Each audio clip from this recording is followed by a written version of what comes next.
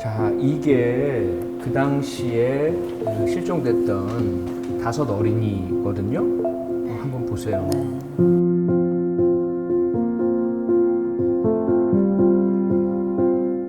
이 이야기는 실제 이야기고 아주 슬픈 이야기예요. 오래전에 어느 봄날 5명의 초등학생 친구들이 뒷산으로 놀러 갔어요. 네.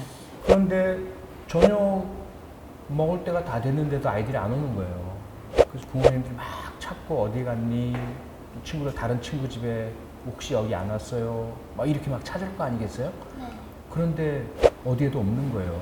뭐 어떻게 했을까요? 부모님들이. 걱정하고 이제 경찰에 연락을 해요.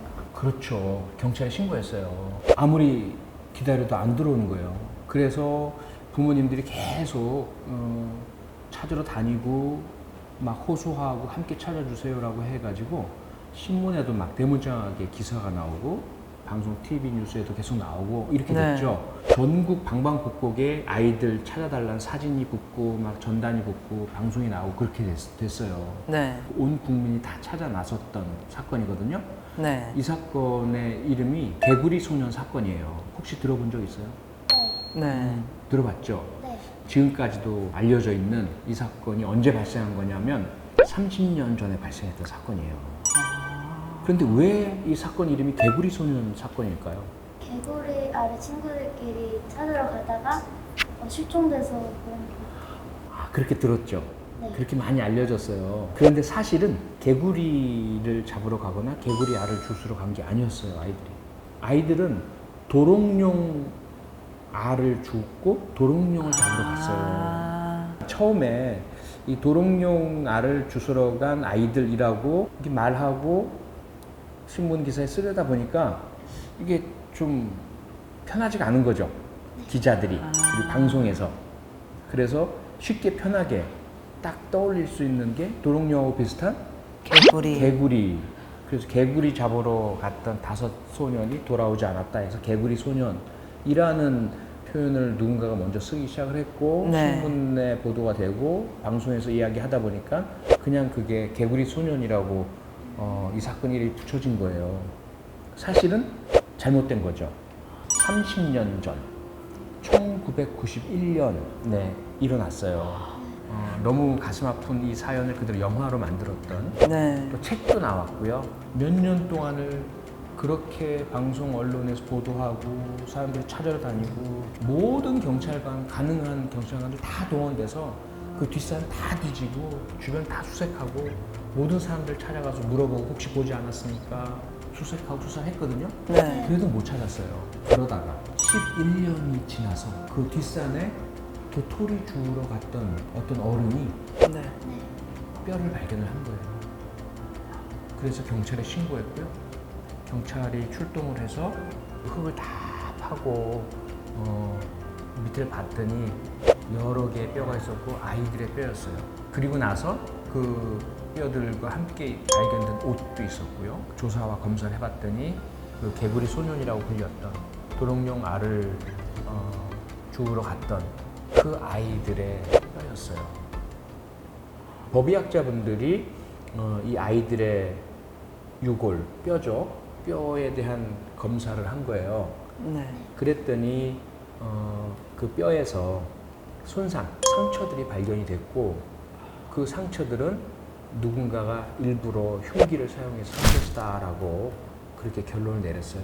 아마도 이 사건은 살인 사건일 것이다 라는 것이 법의학자들의 분석 결과였어요. 너무 늦게 발견됐으니까 도대체 누가 범인인지, 왜 그랬는지, 왜 그 아무 죄 없는 어린이들을 그렇게 살해했어야 하는지 이걸 밝히지 못한 거예요. 법의학자들에 의해서 살인 사건일 가능성이 높다라는 네. 결정이 내려졌으니까 경찰은 수사를 했어요. 이 머리에 난 상처가 혹시 분이 사격하다 잘못된 오발탄이 만들어낸 거 아닌가? 그런데 그 상처는 총알에 의한 건 아니었어요. 그래서 그 가능성은 배제가 됐죠. 그래서 모든 가능한 방법들 주변에서 의심할 만한 사람들에 대한 수사를 다 해봤거든요. 그런데 아니었어요. 그래서 아직까지도 이 사건은 미제 사건으로 남아 있습니다. 이 5명의 어린이가 희생당한 끔찍한 사건 그대로 잊어버리면 되겠습니까? 안 되죠. 아니죠. 끝까지 그렇죠? 누가 범인인지를 밝혀야 될 것 아니겠어요? 이 사건은 더 이상 수사를 못해요. 아, 왜 그럴까요? 한 사건에 대해서 만약에 안 밝혀질 경우 그 사건을 계속 수사하는 기간이 있다고 들었었어요. 맞아요. 네, 정확히는 모르는데, 네, 맞아요. 그걸 공소시효라고 하죠. 네, 네, 들어봤죠, 공소시효. 네. 이 개구리 소년 사건이 일어났을 때 그때 우리 법은 살인죄에 대해서는 공소시효가 15년이었어요. 그래서 2006년에 공소시효가 완료가 돼서 네. 더 이상은 수사를 하지 못하게 됐습니다. 아, 개구리 소년 일은 지나간 일이니까. 그렇죠. 그래서 이 살인죄 공소시효가 없어진 새 법이 적용되는 게 공소시효가 그때까지 살아있었던 2000년 이후 사건에만 공소시효가 살인죄 없어진 거예요. 이 사건은 1991년에 일어났죠.